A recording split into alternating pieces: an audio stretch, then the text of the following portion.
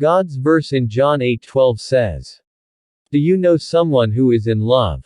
When he or she talks about her love, notice how his face glows. When the person who is loved walks into the room, it is as though a light goes on."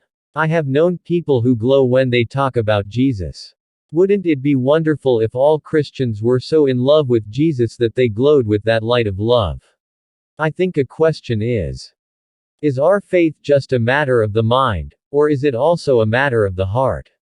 If it's a matter of the heart, then our love should be so noticeable that others could see it. Jesus tells us that he came to bring light into the darkness. This particular passage follows the story of the woman caught in adultery who was brought to Jesus for condemnation.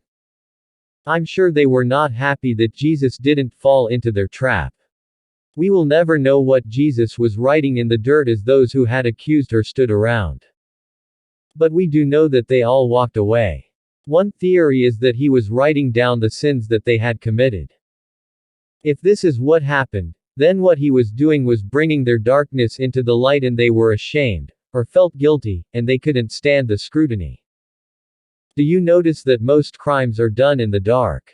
This is not a coincidence. No one wants their sinful actions broadcast to the world. However, if we are to correct our faults, we first have to acknowledge them. This is another way the light of Christ helps us, by lighting up the shadows of our minds and hearts and showing us the things that lead us into sin. It may be that we have anger issues that we either fail to recognize or refuse to address. There may be people we refuse to forgive.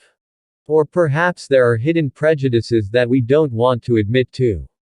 By bringing us his light, Jesus shows us those things that we need to eliminate from our lives in order to be the loving, joyful people he wants us to be.